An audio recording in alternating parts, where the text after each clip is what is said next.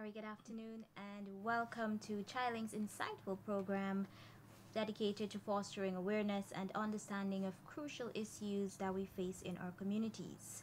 I'm your host, Tiana Jordan. I am ChildLink's Advocacy and Communications Officer, and I am delighted to be here with you this afternoon. Our program this afternoon falls under our Communities Responding in Emergencies project, which is funded by the Delegation of the European Union here in Guyana. And this afternoon, we will be hearing insights from community based organization Youths with Purpose and also ChildLink's partner on this CRIE project.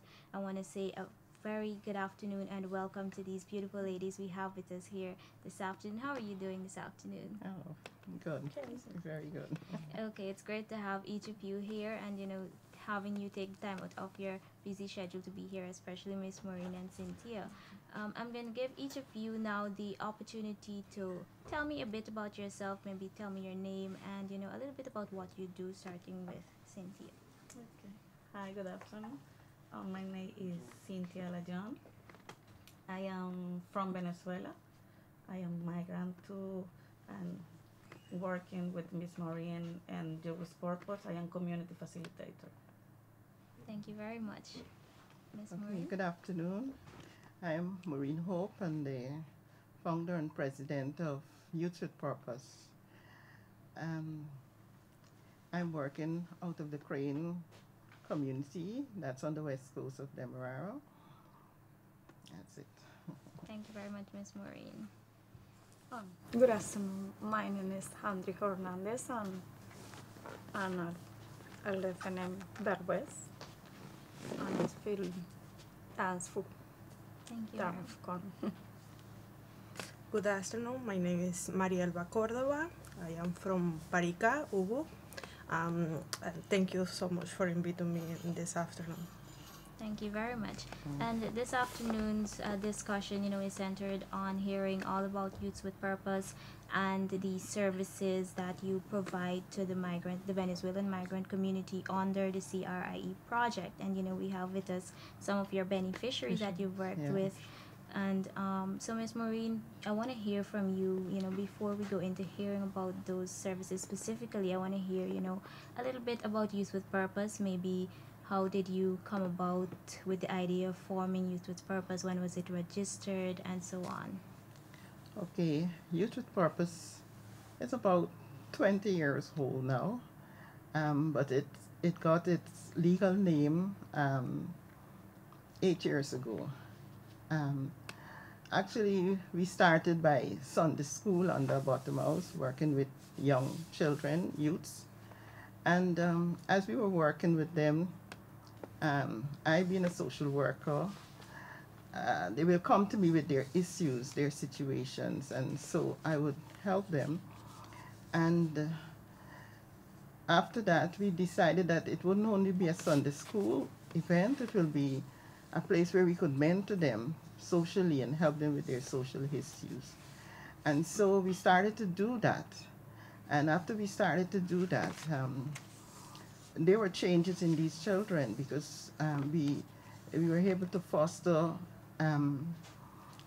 behavior change and behavioral changes in them.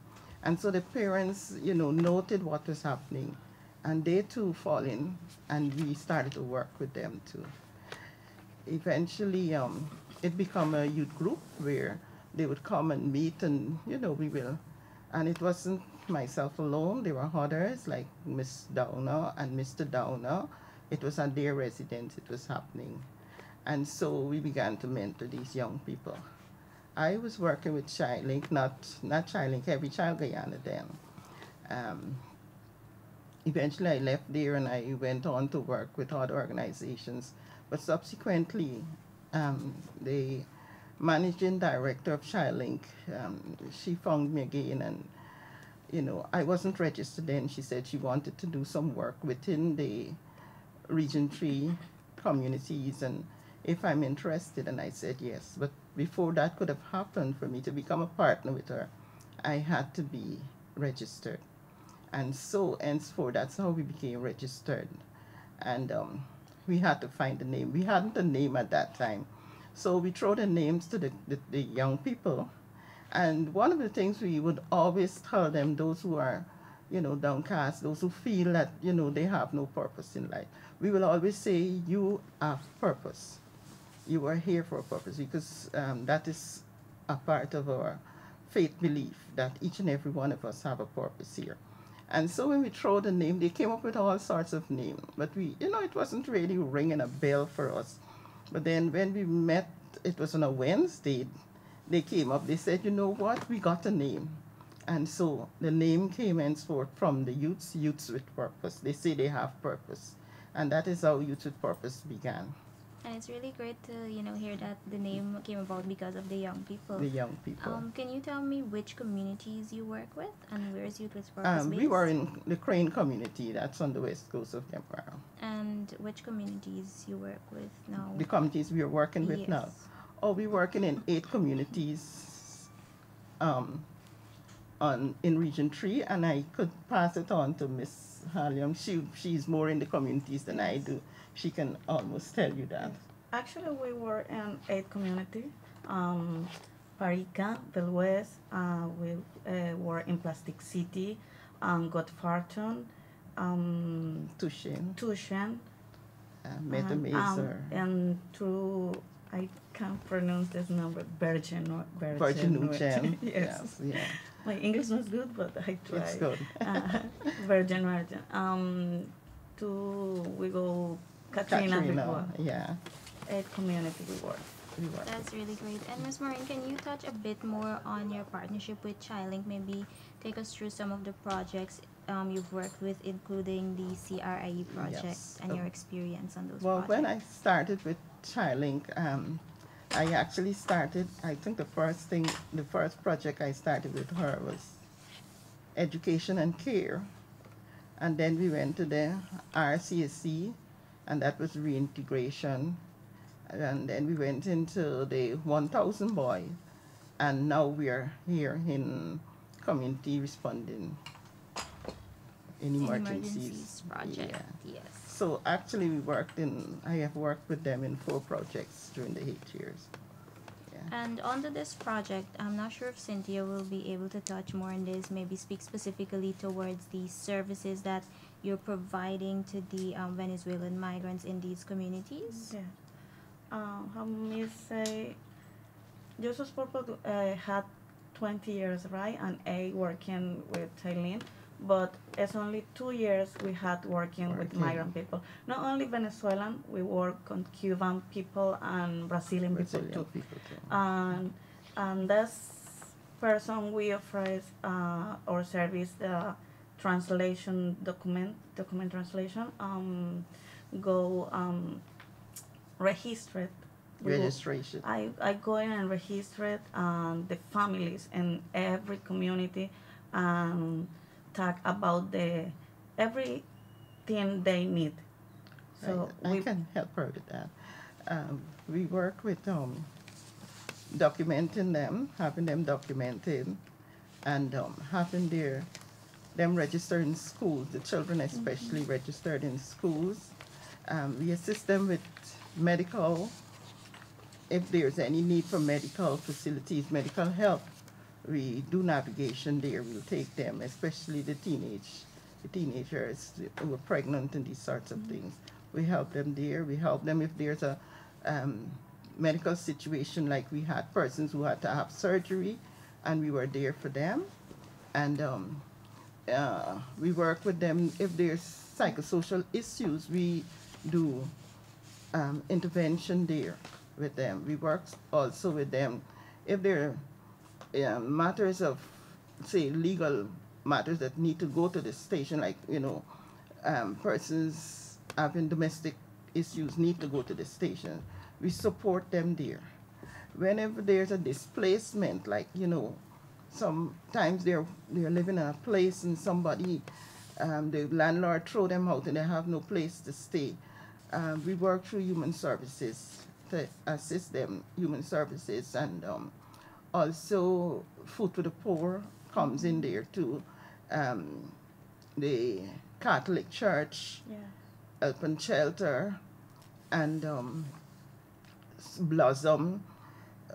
There's so many organizations all the organizations that work with these issues, we had GRPA, and all of these organizations will pitch in to help us in their issues. And we offer English class too for migrant Yes, I was just children. about to ask Yes, about we that. are doing. We've trained 95 women and 60 children Yes, in between- English to Spanish, Yes. and Spanish to English. And it's Yes. not only the migrants having the Spanish classes. We do it with the local women Yes. and the local children too. So we have done that within the 2 years we've trained. And currently we have, it started at 20 police officers, but we are now at 12 because the others had to stop for duties. But this 12 is completing a 6 months training in Spanish to English. And would you have also included maybe some healthcare officers and so on in those Yes, English to Spanish classes? Yes, but they had to drop off because of duty. They say they have a shorter start, shortage of start. So the time that the class is happening, that's work contact hour. The same thing with the teachers. They had to drop off because of contact hours. They couldn't be there. The class is from 9 in the morning, and so they couldn't be there for that. It's great to see you also including these other stakeholders such as the police officers, you know, who would have to deal with the migrants. You know, this would better improve their services that they're providing to the migrant community. Yes. What has the feedback been like from them? Well, actually, we work within the schools with the teachers. We do sensitization and such with them, and try to help them how to understand the migrants and how to, it's a whole different culture, and so now there's a different relationship even with the children, because both the migrant and the local children, they came from different cultures, so it was hard. But we are having a different relationship, even though there are still issues there, but it's better. They are more integrated now. They're more socializing now than before. The teachers are now they have now understood what it is to work with migrant children. They were confused, right? Because, and what happened, Ms. Hallam, she would go into the schools and assist too with helping the teachers with the children, like when they have translation to do, she'll be able to translate and these sorts of things. Also, that has happened too at the hospital. The nurses too, they have a better understanding of how to work with the migrant families. With the police officers, they are very grateful because they had big issues dealing with the migrant families. But only yesterday, the facilitator was telling me, he gave me something to have it, Miss Hallam, translated to English. But he called me back, he said, don't have it translated. These officers understood, they're speaking better English and they're writing better English, Spanish. So that's a plus for us too, that the officers are understand more of how to deal with the migrants whenever they have to do any, intervention or anything. So these are some of the things that we and it's all work success with. stories on the project that you're working on, the CRIE project. Yes. Well, the success stories is because we're grateful to see the changes, especially with these beautiful young ladies. When they came first, many of them didn't know how to speak English. They didn't know how to relate. What is happening now is that even as we work along, we work with persons like, at first the migrants would be working with people and they will kind of take advantage of them because they will pay them less than minimum wage. But then we intervene and talk to them and let them know that they have the rights. This is what the convention says. So now it's different. Even with the housing, they would rent an apartment and a little space. They pay $50,000, no proper facilities in there. But now it's different. They have to pay the money, but the housing, it's much better. They're not just throwing up a shack and, rent these people. They're renting them actual houses now that are better, right? And even the migrants are now having a chance to have jobs. They can go to the supermarket and get a job. They could go to the hardware stores and get a job. The mail, they're getting jobs at different places, and so it's a whole different situation. I am going to allow them to tell you something about whatever. I was now going to ask Andres and Mariel, but I hope I'm pronouncing it right. Can you tell me a bit about how you would have benefited from, the work that Miss Maureen is doing? What did she help you with, and so on?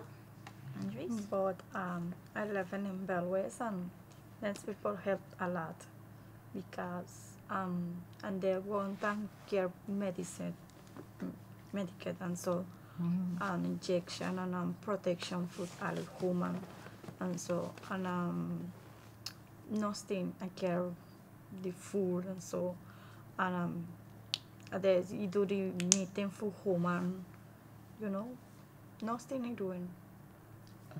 Let me say something about we also collaborate with the NAPS. That's what she's taking about. Tell you about injection for protection. Yeah, we had them be tested and sensitized on we shared condoms and talk to them about safety and protection, what to do and what not to do.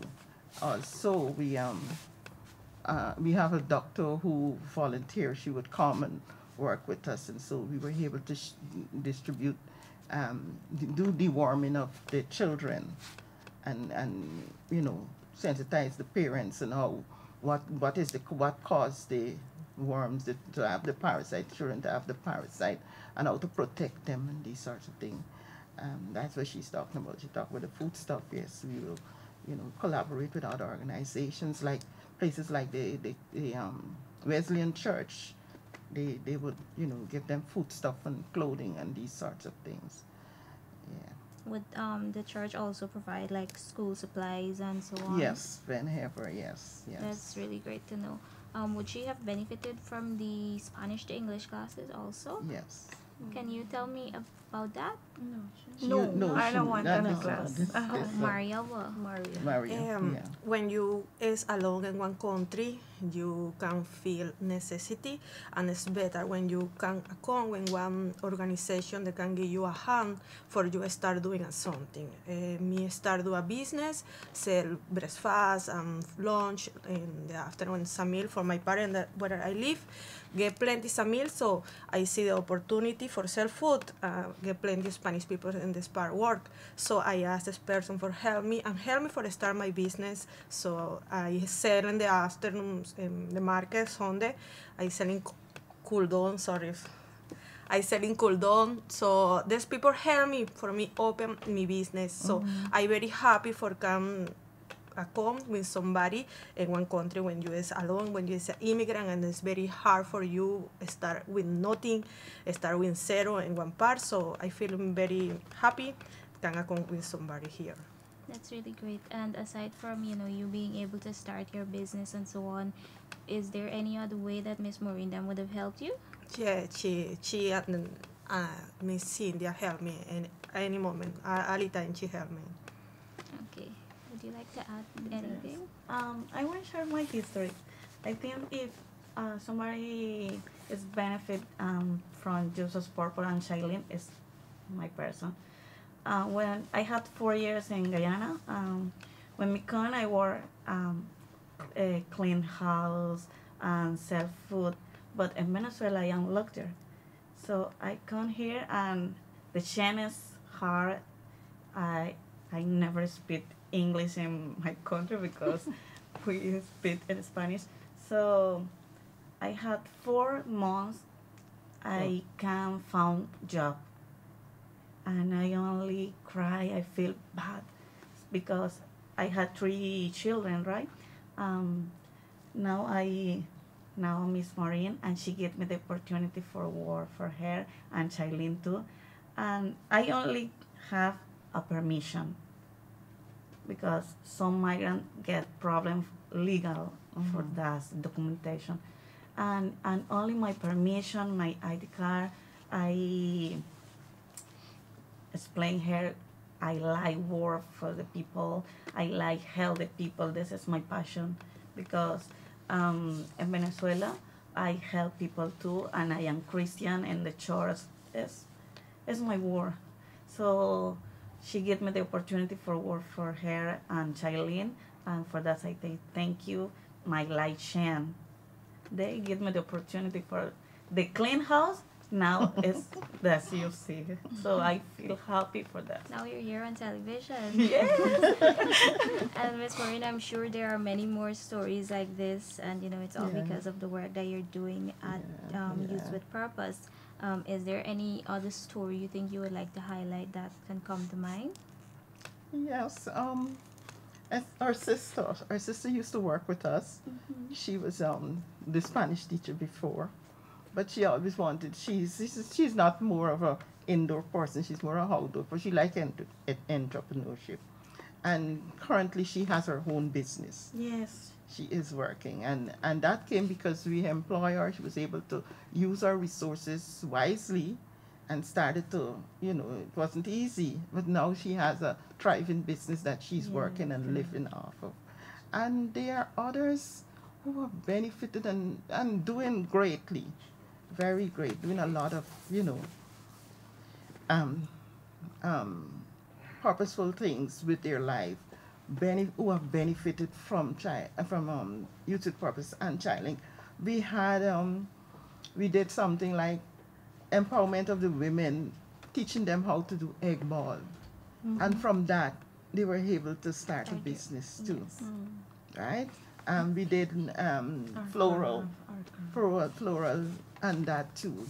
There are so many little things we did that they are so resourceful that they turn it around and do something positive with it, right? Do positive.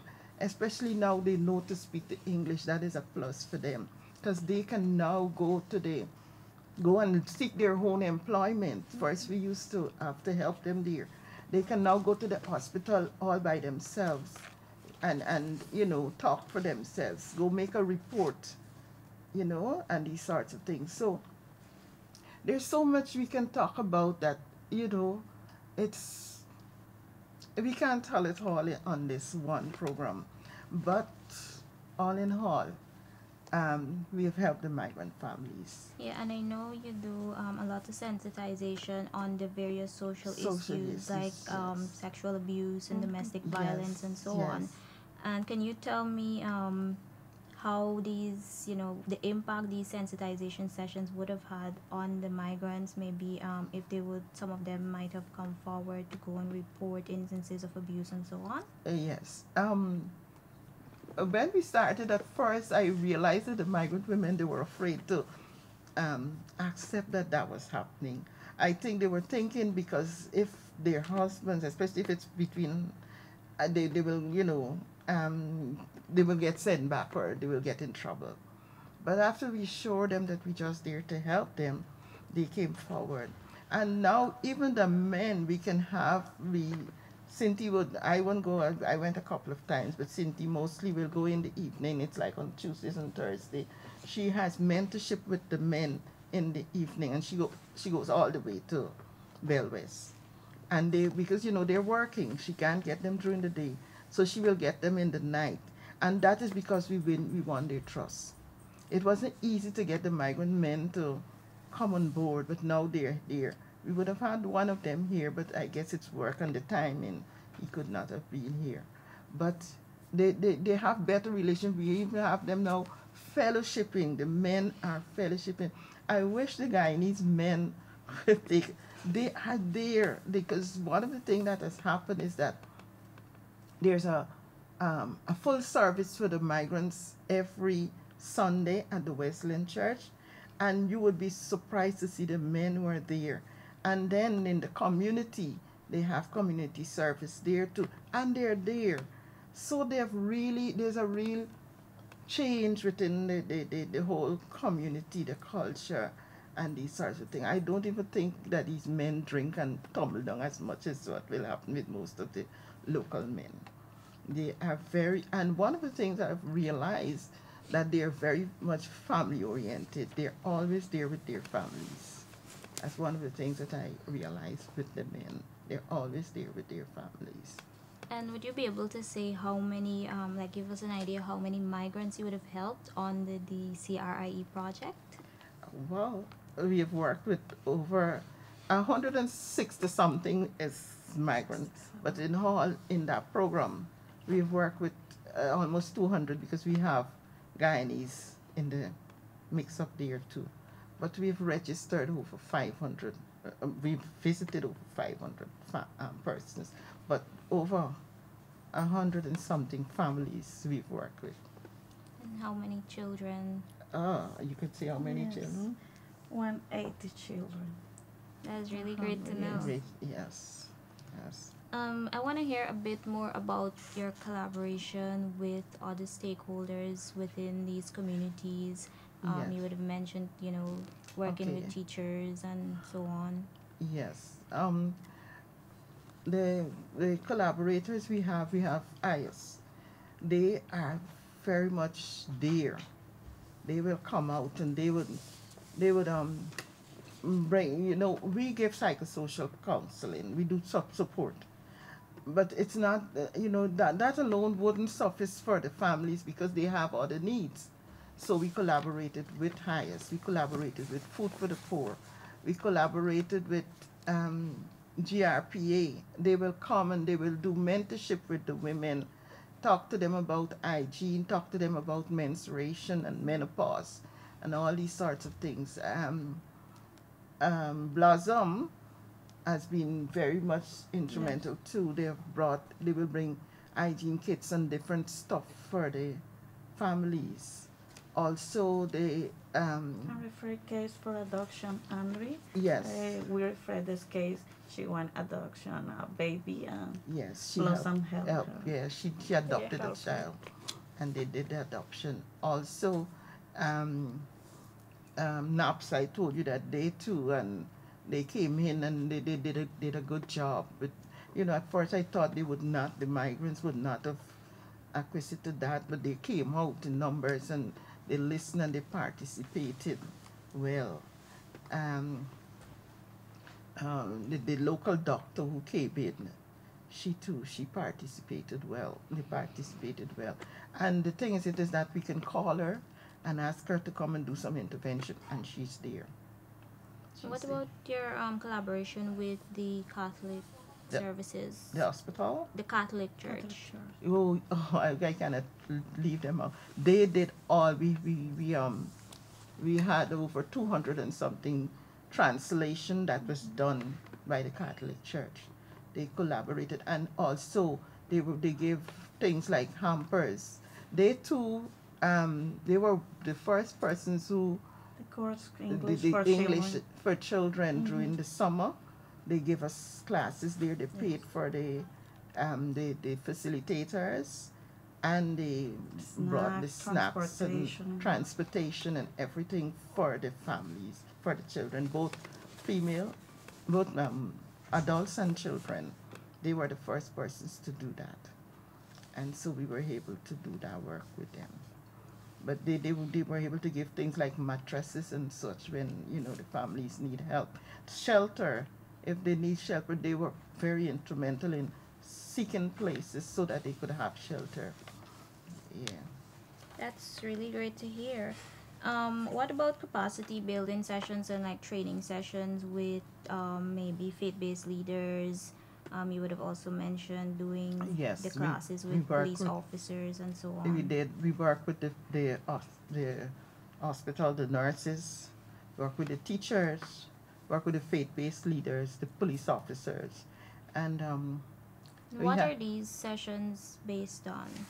well, we will talk to them about the migrants, but then we will sensitize them to on domestic violence and abuse. That if they did good, if they're conducting, remember at school the children are there, and the migrant children mightn't know how to report what is happening or so. So we make them become aware of what to look for with them. how to recognize when there's abuse, when there's a situation. We did that with them at the school, with the police officers. We sensitized them to in the same way, but also we had it, and every one of them too. We sensitize them on how to report child sexual abuse, who to report it to, who to call, right? And so each and every organization we touched and dealing with the migrants, we did it as if we were doing a regular um, sensitization, capacity building. And so they benefited in that way. So they had working with the migrant families, it's a little different, right? So they don't have the language skill, but you must learn to recognize what is happening, how to, because we are working with the migrants, we understood a lot. And then I have a migrant with me. I had two actually now. I should say three of them because I have a male now working too with me. And so I understand a bit. And going out into the communities, interacting with them, they would come to the center there and we would work there together. So you understood what is happening. So this is what we bring to these organizations so that they too could understand what is happening with the migrant families.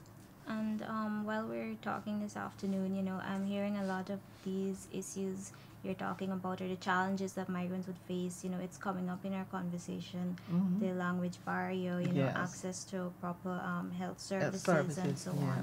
on. Is there any other challenge that they would face? And we have them with us here, so I want to hear directly from them. you ladies. Maybe What Maria, are the what could go challenges? first about some of the challenges that not only you but also maybe your family members and other persons within your community would face as a migrant.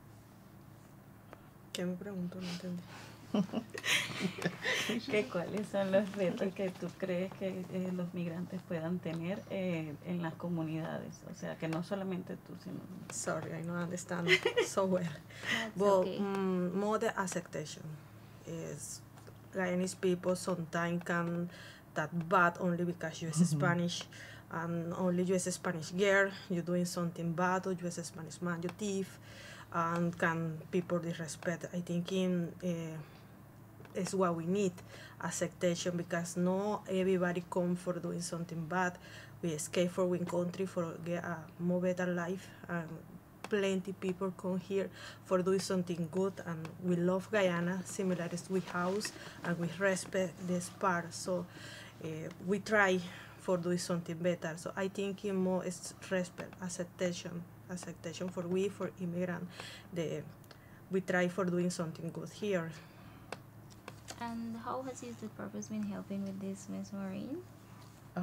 Well, that is one of the ways we're working in the communities to let them understand. One of the things I would like to say here, if it is permitted, we call in the Venezuelans migrants. But with working with them and understanding, they really didn't come here as migrants.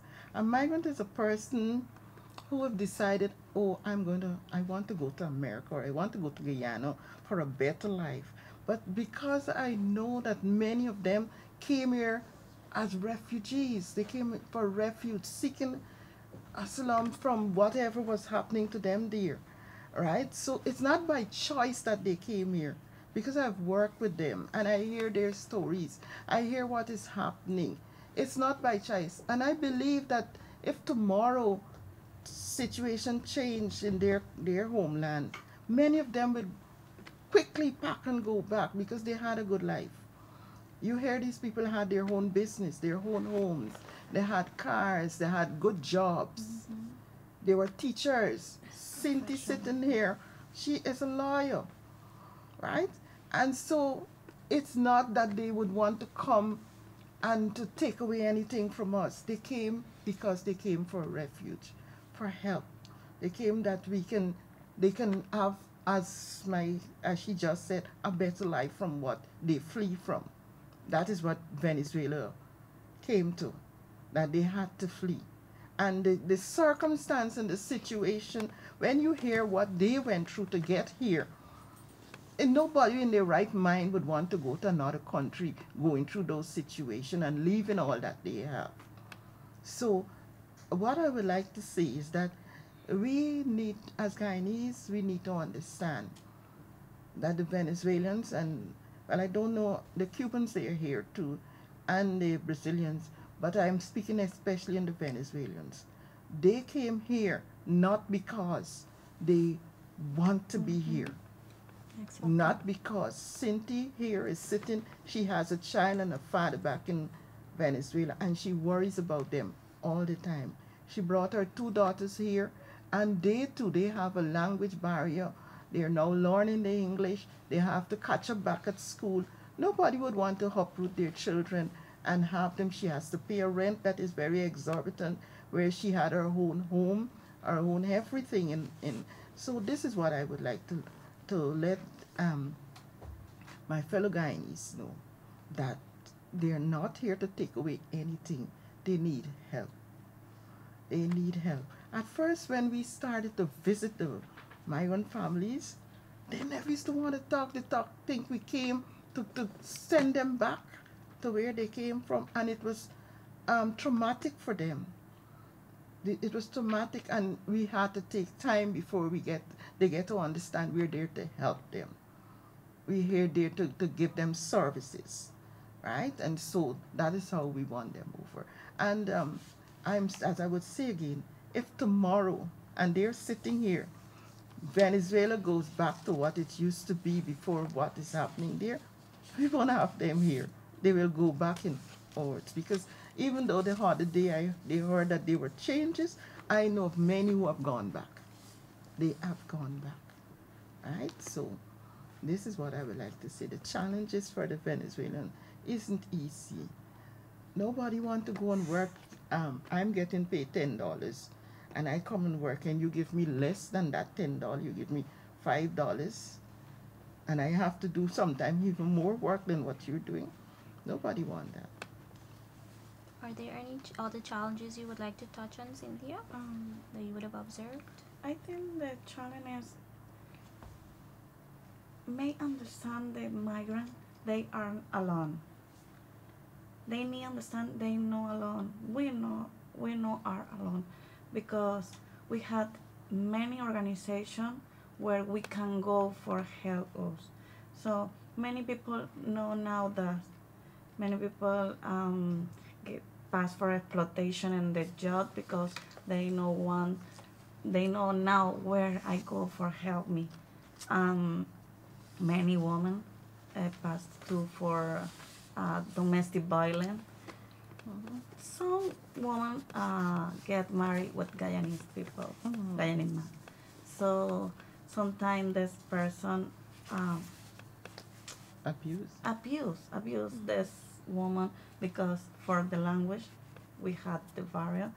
Also, if you go, nobody understand you, or if you go the police, maybe how Marielva say is Spanish girl, and she is to back something for money. No. So we go the community and may understand they know alone. We can help, not only just as purpose. If many organizations in this country want help migrant people. Yeah, and I think that's what we at ChildLinK we're trying to do, because there are so many other organizations that work collaboratively with the migrant community here in Guyana, and the migrants themselves, they may not be aware of these organizations. And on this note, ChildLinK would have recently hosted the stakeholders workshop from the migrants community. And where we would have, had highest other government agencies, IOM, and so on in one room, discussing the challenges, sharing the services that they have to offer to these migrants community.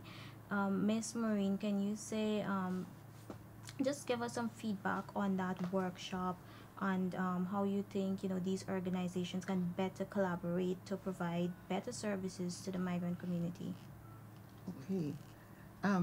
I'm very grateful that that workshop was done because it has opened a wide door for the migrant families that they could understand who they can go to, who they can turn to for help. And the thing is, it is that I realized that we are now they're now we now want to collaborate with each other so as to work with the migrant families. And um, I know the migrant families will benefit greatly. So uh, I think they did give out their numbers and their where they can go. Youth with Purpose, regardless I'm with ChildLinK or not, or wherever, I'll forever be there to assist the migrant families to, navigate them to the right channel where they can have the help. So I think the collaboration is good. It was a very good workshop, and I commend ChildLinK and IOM for the initiative to do that workshop so that the migrant families can know where they can turn to, who to look for, because they're at a loss. They're at a loss as to what to do. So now they have a better opportunity of having their documentation regulated and legalized or whatever it is that has to be done. For those who were in attendance, were you able to get any feedback from them? Not as yet. We haven't really visited them as yet, but I know they were happy even as the workshop finished. They came and say thanks. They came and say thanks because they're excited that there are places now that they can turn to, right? Not only, as I say, they're an independent people, and they know how to move because sometimes I'm doing things for them, like I'm having their documentation documented. I will send it to the Catholic Church, but before I get there, they went and collect it because it's theirs, and they want, I might take a little long, but they go. When I turn up, they will say, "Oh, they came and collected. This person came and collect their documentation," right? So they know how to move. They're not people who are lazy and stayed back. They move. They move. They're very resourceful in doing things. Spanish people are lazy. Yes. We celebrate this workshop because was important for migrant people. Mhm. So we know we are present in Guyana, and the very organization take at the migrant people. Seriously. So now we can where we go for my children go to school and the police. If I need something for Hayas and Blossom, we know plenty organization in this workshop. For those I feel happy, and they go too. So I don't know if they want. This organization and this they help me for know plenty something that I don't know before, similar for going police station, for tattooing somebody. I don't know get somebody for speaking English, Spanish, because before it's only English. But now you can go and can tattoo free, comfortable, because get somebody can understand what say the people. I know plenty organization that I don't know before. I know only in this moment that, but in the workshop, I know plenty more people. I feel comfortable in the workshop this day. Yeah. That's really nice to hear. And Ms. Maureen, what can we look forward to, coming from Youth with Purpose in the coming years? Well, Youth with Purpose, I would love to know that we become an household name, and the services that we're giving, I want even more. I want even more. This is my passion. My passion is looking after people. I am looking forward to collaborating or even having my own proposals to do work for this kind of work, right? To continue working. It's not only with the migrant families. I enjoy working with my own people too. I enjoy doing that. That's really great to hear. Yeah. Cynthia, what would you like to add? Maybe a message to our viewers this afternoon? Well, the first time I want to thank you, Ms. Maureen, thank you, Charlene, and thank you, Guyana, for receive in this country, because now, as how Mariel was saying, now this is our home. I feel that. Yeah. I love Venezuela, but now I like Guyana. I respect Guyana. I feel happy and comfortable in Guyana. I know so many migrants pass bad thing in Guyana, but for me it's different because I know a good person in my church and in ChildLinK and in every community where I go. So I want to say at the migrant, you're not alone. You get people want help you. So only we need talk. Would you like to leave a message with us this afternoon? I say thanks, Guyana, for open the door for me, for in my community, for everybody good with me, with my children and the school, the children good in the school. I say thanks for the teacher, for all the work they're doing, because my children is Spanish and the children no really understand and help my children. So I say thanks for that. And this is my home. I say this is my home, and I feel happy for invited today. What about you, Andres? What would you like to add before we wrap things up? So I feel happy because before it's hard for me because I speak Spanish, I don't know English. My husband is Guyanese, but in Guyana he not teach me non-English. But now I come in Guyana and tell my husband it could be hard for me how it can work. I start working in a store on Regent Street, and I will start treat custom on this, and so I just hear, listen and learning little English, not a lot, but all my children in the school, 3 don't finish school. Now me that I did grade 6 and she learn English perfect, more better than everybody in this house. And I don't get my own house. I feel comfortable. So my family say, I miss you, you're not coming in Guyana and Venezuela. I say, not yet, not right now. So maybe go be 3 years, so next 3 years. So I feel happy and say, thank you, everybody. Sometimes you got people, you got bad mind, and sometimes you get people, you got good mind, I want to help you. And sometimes, like how the girl say, when I see you, you're Spanish, I feel bad as some Guyanese, when I see you start Spanish, say, please don't stand Spanish. Say, why? I is Spanish. that I feel, But the rest, I gotta try. Thank I you for try. sharing. Thank you. And Miss Maureen, how can persons get in contact with you and with Youth with Purpose? Okay. Youth with Purpose is located in the Crane community, and the Crane Housing Scheme community, and my contact number is 677-5846.